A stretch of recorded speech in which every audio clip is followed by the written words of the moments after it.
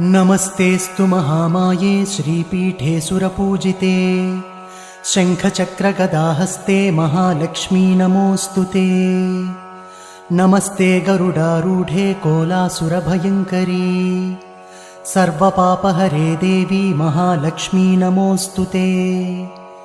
सर्वज्ञे सर्ववरदे सर्वदुष्टभयङ्करी सर्वदुःखहरे देवी महालक्ष्मी नमोऽस्तु ते।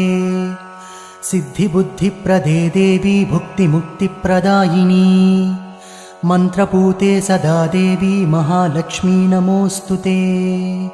आद्यन्तरहिते देवी आदिशक्तिमहेश्वरी योगज्ञे योगसम्भूते महालक्ष्मी नमोऽस्तु ते। स्थूलसूक्ष्ममहारौद्रे महाशक्ति महोदरे महापापहरे देवी महालक्ष्मी नमोऽस्तु ते। पद्मासनस्थिते देवी परब्रह्मस्वरूपिणी परमेशी जगन्मातः महालक्ष्मी नमोऽस्तु ते।